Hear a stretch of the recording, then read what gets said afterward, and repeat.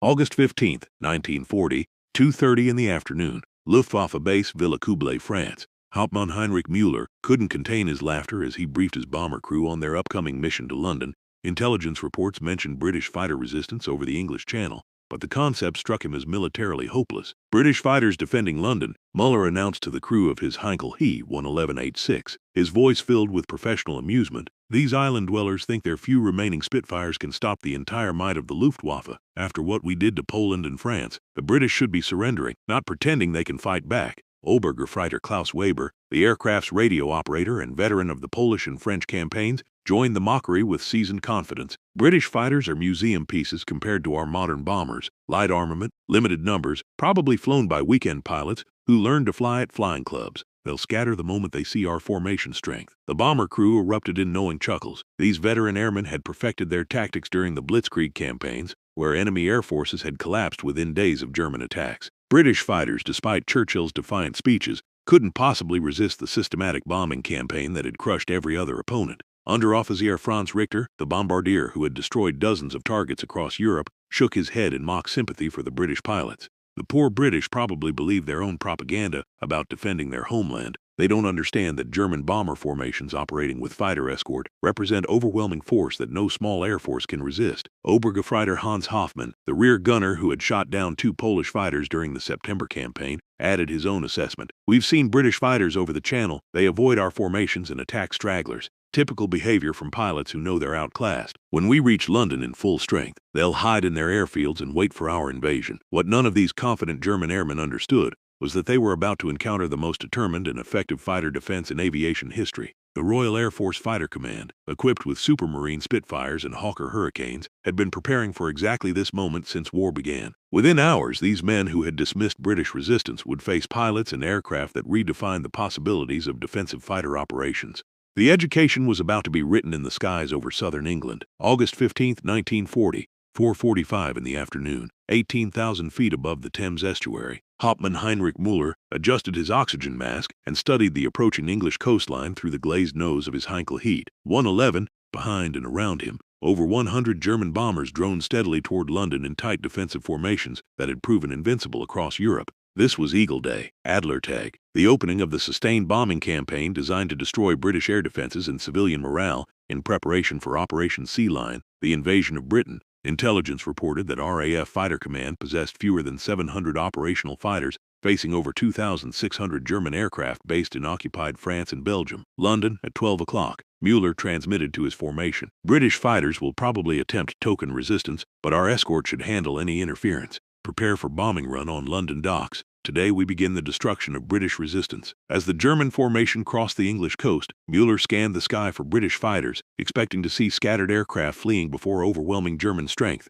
Instead, what appeared made his blood freeze. Rising from multiple airfields across southeastern England, squadron after squadron of British fighters climbed toward the German formations with precision and determination that suggested systematic preparation rather than desperate improvisation. These weren't scattered survivors hiding from German might, they were organized formations attacking with coordinated tactics. The first shock came when the British fighters engaged. The Supermarine Spitfires dove from above with speed and agility that exceeded German intelligence estimates by substantial margins. Their elliptical wings cut through the air with grace that belied their devastating firepower, while their Rolls-Royce Merlin engines provided performance that challenged German assumptions about British industrial capabilities. Flight Lieutenant Douglas Bader, leading 12 Squadron, rolled his Spitfire into a diving attack that brought him from 25,000 feet to bomber altitude in seconds. His wingman followed in perfect formation, and behind them came dozens more British fighters that demonstrated training, discipline, and tactical coordination that contradicted German propaganda about British military incompetence. Müller attempted to maintain formation as British fighters attacked from multiple directions, with tactics that revealed extensive preparation and systematic planning.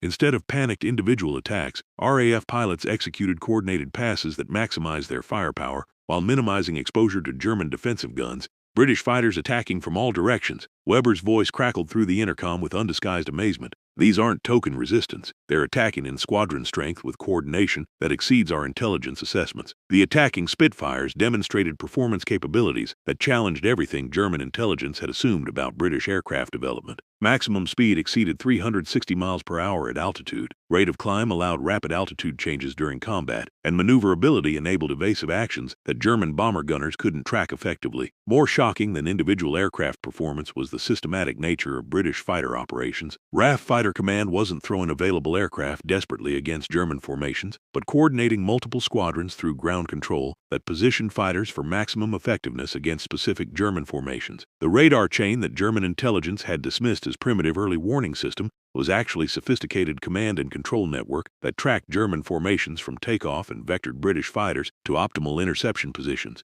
German bombers faced fighters that knew exactly where they were, what altitude they were flying, and when they would arrive over British targets. Klaus Weber, monitoring German radio frequencies, heard increasing reports of British fighter attacks throughout the bomber stream. Multiple squadrons engaging all formations, he reported to Mueller. British fighters appear in coordinated attacks that suggest systematic planning rather than individual resistance efforts. The first German losses came within minutes of initial engagement, as British fighters demonstrated firepower and tactical effectiveness that exceeded German defensive planning. Spitfires carried 8303 Browning machine guns that delivered concentrated fire capable of destroying bomber aircraft with sustained bursts. Squadron leader Peter Townsend, attacking from the side where German defensive armament was weakest, opened fire at 300 yards and watched his target, a Heinkel He-111, begin smoking immediately. The British fighters' concentrated firepower created damage that German bomber construction couldn't withstand despite defensive armor and self-sealing fuel tanks. Mueller's formation lost 3 aircraft during the first British attack, with additional bombers damaged sufficiently to abort their missions. The casualties represented losses that German tactical doctrine hadn't anticipated against British fighters operating over their own territory, with radar guidance and systematic tactical coordination. These British fighters fight like veterans, Mueller radioed to his surviving aircraft. Their tactics, aircraft performance, and coordination exceed our intelligence estimates by substantial margins. How did they develop such capabilities while we were told they lacked modern equipment and training? The answer lay in years of British preparation, aircraft development, and tactical innovation that had remained hidden from German intelligence while the Luftwaffe focused on supporting ground campaigns across Europe. The Supermarine Spitfire represented British industrial capabilities applied to fighter aircraft design that prioritized performance and pilot survivability over production simplicity. Powered by the Rolls-Royce Merlin engine, the Spitfire combined speed, climb rate, and maneuverability in ways that German fighter aircraft couldn't match despite years of development and combat experience. But aircraft performance alone couldn't explain the systematic effectiveness of RAF Fighter Command against German bomber formations. British pilots demonstrated training standards, tactical discipline, and operational coordination that challenged German assumptions about British military capabilities. RAF pilot training programs emphasized formation flying, mutual support, and systematic tactics that maximized fighter effectiveness against bomber formations. British pilots learned to attack in coordinated passes that concentrated firepower while minimizing exposure to defensive guns, achieving better results than German fighter pilots who relied primarily on individual skill and aircraft performance. The radar-controlled interception system that coordinated British fighter operations represented technological innovation that German intelligence had failed to understand or counter. British fighters appeared at optimal positions with sufficient altitude and energy advantages because ground controllers positioned them based on precise tracking of German formations. The technological sophistication extended beyond radar to comprehensive command and control systems that coordinated multiple fighter squadrons across southeastern England. RAF Fighter Command operated as integrated air defense system that positioned available fighters for maximum effectiveness against specific German threats. Mueller's surviving crew members, attempting to reach London through increasingly effective British fighter opposition, discovered that RAF resistance wasn't diminishing as German doctrine predicted, but intensifying as more fighter squadrons engaged from bases throughout southern England. The psychological impact on German bomber crews was immediate and profound. Veterans who had achieved easy victories against Polish, Norwegian, Dutch, Belgian, and French air forces now faced organized resistance that seemed to strengthen rather than weaken under sustained attack. Franz Richter, attempting to identify targets through his bomb sight while British fighters attacked continuously, recorded his unit's shock in letters that survived the war. We expected British fighters to flee before our bomber formations as enemy aircraft had done throughout our previous campaigns. Instead, they attack with systematic coordination that increases rather than decreases under pressure. The systematic nature of British fighter resistance became apparent as German bomber formations attempted various approaches to London targets. High-altitude attacks met British fighters that climbed to intercepted altitude advantages. Low-level approaches encountered fighters that dove from superior positions. Formation changes were countered by British tactical adaptations that maintained defensive effectiveness. By late afternoon, August 15th, German bomber losses had reached levels that exceeded acceptable operational parameters. The sustained British fighter attacks had achieved destruction rates that made continued bombing operations increasingly costly relative to results achieved against defended targets. The return flight to French bases provided German bomber crews with comprehensive understanding of British fighter capabilities that contradicted every assumption about British military weakness and air defense inadequacy. Obergurfreiter Hans Hoffmann, manning his rear gun position during the withdrawal, watched British fighters maintain contact throughout the return flight across the English Channel. "British fighters escort us to the coast," he observed with grudging professional respect. They maintained systematic pressure rather than breaking off after initial attacks. The sustained British fighter operations revealed endurance and coordination capabilities that German bomber crews hadn't encountered during previous campaigns. RAF pilots maintained aggressive pressure throughout extended missions that demonstrated training, aircraft reliability, and systematic support that exceeded German expectations. The August 15th missions marked the beginning of German bomber crew education in British defensive capabilities that would continue throughout the Battle of Britain, as RAF Fighter Command demonstrated systematic superiority in fighter operations over British territory. German technical intelligence attempted to understand British fighter effectiveness through examination of combat film and interrogation of shot-down RAF pilots. What they discovered revealed systematic British advantages in aircraft design, pilot training, and operational coordination that exceeded German Air Force development. The Rolls-Royce Merlin engine that powered British fighters represented precision engineering and manufacturing quality that German engines couldn't match. British metallurgy, machining tolerances, and quality control enabled reliable operation at power settings that would destroy German engines within hours of sustained combat operation. German attempts to counter British fighter tactics were hampered by tactical doctrine that emphasized bomber formation integrity over evasive maneuvering, limiting options for avoiding British fighter attacks that were coordinated through radar control and systematic ground direction. The escort fighters that accompanied German bomber formations proved inadequate for sustained combat against RAF fighters operating over British territory, with radar guidance and systematic tactical coordination that positioned British aircraft for optimal attack approaches. Messerschmitt Bf 109E4s that escorted German bombers achieved excellent individual performance but lacked the endurance necessary for sustained escort missions throughout bomber operations over British targets and returned to French bases. Major Adolf Galland, leading German escort fighters during August operations, submitted reports that acknowledged British fighter capabilities that exceeded German tactical planning. British fighters demonstrate systematic coordination, aircraft performance, and pilot training that makes bomber escort increasingly difficult. RAF Fighter Command operates with tactical sophistication that requires complete revision of our bomber protection methods. If you're fascinated by these incredible displays of aerial combat that changed the course of World War II, make sure to subscribe and hit the notification bell. We have many more amazing stories of how superior tactics and determination overcame overwhelming odds. Back to our story of German bombers facing the fury of Fighter Command. The transition from daylight to night bombing operations represented German recognition that British fighter defenses had made daytime bomber operations prohibitively expensive in aircraft and crew losses that German training programs couldn't replace, while maintaining operational effectiveness. The London Blitz, beginning September 7, 1940, reflected German tactical adaptation to British fighter superiority that prevented systematic daytime bombing of British industrial and civilian targets. Night operations offered protection from British fighter attacks, but reduced bombing accuracy and psychological impact. Hauptmann Georg Druschel, commanding a Heinkel Hay 111 unit during early Blitz operations, initially believed that night bombing would restore German tactical advantages by avoiding British fighter interception capabilities that had proven devastating during daylight missions. Night operations eliminate British fighter advantages in speed, maneuverability, and radar-controlled interception. Druschel briefed his crews in September 1940. British pilots cannot maintain visual contact for effective attacks, and their ground control cannot vector fighters accurately against targets they cannot see clearly. But British night fighter development and defensive innovations quickly adapted to German tactical changes, demonstrating systematic British capability to counter German bombing operations regardless of time or tactical approach. The Bristol Bifighter, introduced during autumn 1940, represented British technological response to German night bombing that combined radar interception capability with firepower sufficient to destroy German bombers during night engagements. RAF night fighter crews equipped with airborne interception radar and coordinated through ground control stations achieved increasing effectiveness against German night bomber formations throughout winter 1940 to 1941. Squadron leader John Cunningham, flying Beaufighters with 815 Squadron, developed night fighter tactics that enabled systematic interception of German bombers despite darkness that initially provided protection from British fighter attacks. Night operations require different techniques than daylight interception, but radar guidance enables effective attacks once visual contact is achieved, Cunningham explained in tactical reports that influenced RAF night fighter development. German bombers remain vulnerable to coordinated attack regardless of visibility conditions. The technological sophistication of British night defense operations gradually reduced German bomber effectiveness during blitz operations, as RAF night fighters achieved increasing success rates against German formations that had initially seemed protected by darkness.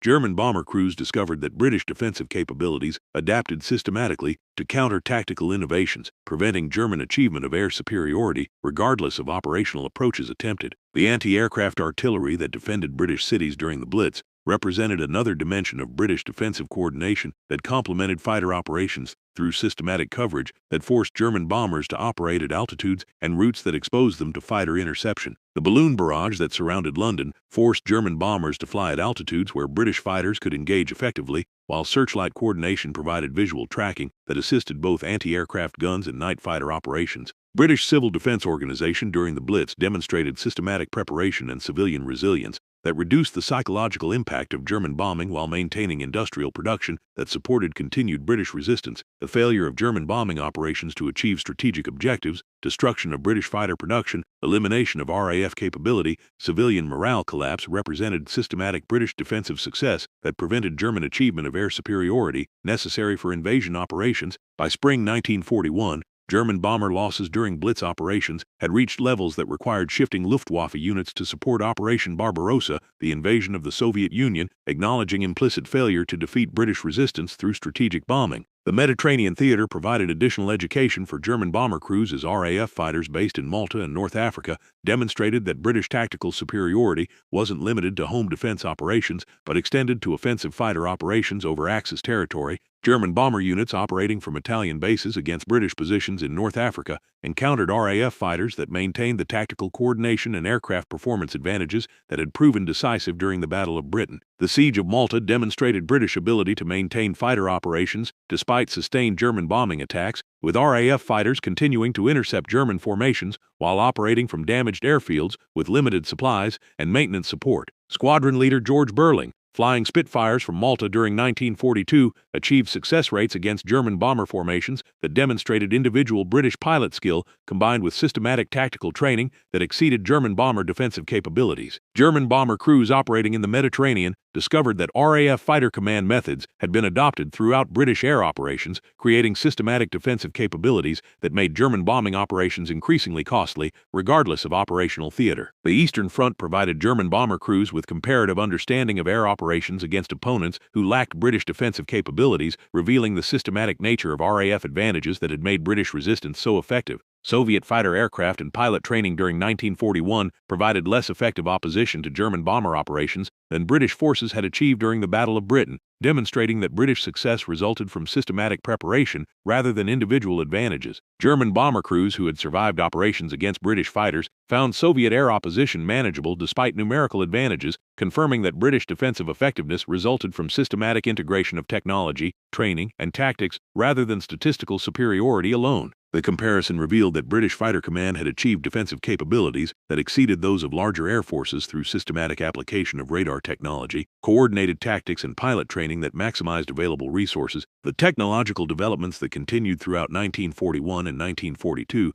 demonstrated British industrial capabilities that maintained fighter aircraft superiority while supporting global military operations across multiple theaters. The Spitfire Mark IX, introduced during 1942, achieved performance improvements that exceeded German fighter capabilities by substantial margins while maintaining the handling characteristics that made British fighters superior in combat against German bomber formations. British aircraft development continued improving fighter capabilities through systematic engineering advancement, while German bomber development remained focused on tactical modifications that couldn't overcome systematic British advantages in defensive coordination and aircraft performance. The impact of British fighter superiority extended beyond immediate combat results to systematic German recognition that air superiority over British territory was unachievable through available tactical and technological approaches. The cancellation of Operation Sea Lion acknowledged implicit German recognition that British Fighter Command had maintained air superiority that made invasion operations impossible despite German numerical advantages in aircraft and pilot strength. German strategic planning shifted toward continental operations that avoided direct confrontation with British defensive capabilities that had proven superior to German offensive methods despite overwhelming force ratios that should have favored German operations.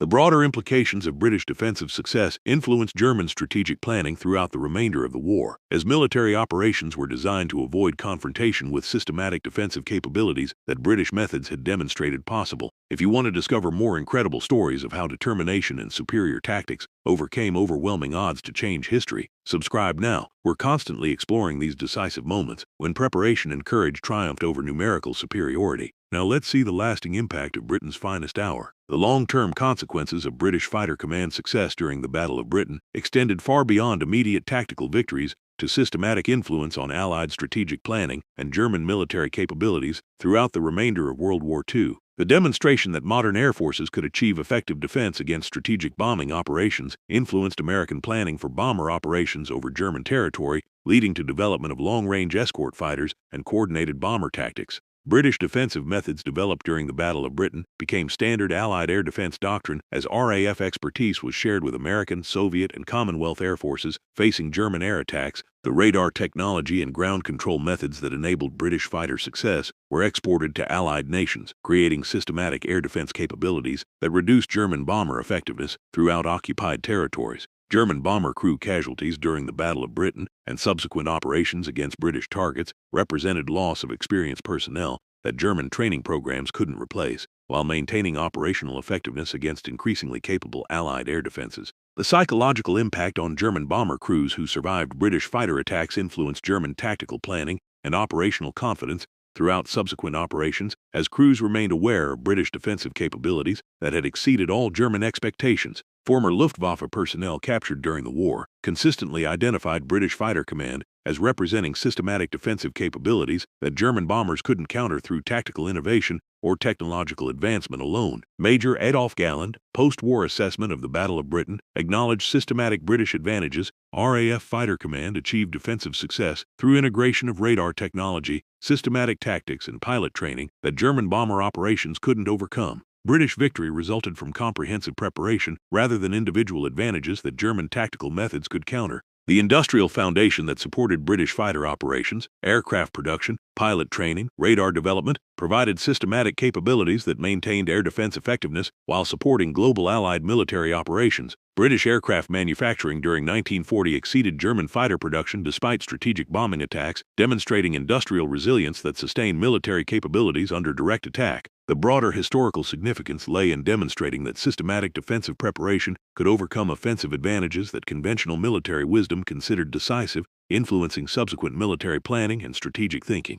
The Battle of Britain proved that modern air warfare required systematic integration of technology, training, and tactics rather than reliance on numerical superiority or individual aircraft performance alone. American strategic bombing doctrine development incorporated British defensive lessons, leading to escort fighter requirements and tactical coordination that acknowledged the effectiveness of systematic fighter defense when properly organized and equipped. The technological innovations developed during British fighter operations, radar interception, ground control, coordinated tactics became standard military capabilities that influenced Cold War air defense planning and subsequent conflicts requiring air superiority operations. Today, the Battle of Britain Memorial Flight maintains operational Spitfires that demonstrate the aircraft capabilities that defended British skies during 1940. The surviving aircraft represent engineering achievement that enabled systematic defensive success against overwhelming numerical odds. The Imperial War Museum displays comprehensive documentation of the Battle of Britain, including testimony from German bomber crews who encountered RAF Fighter Command during operations over Britain.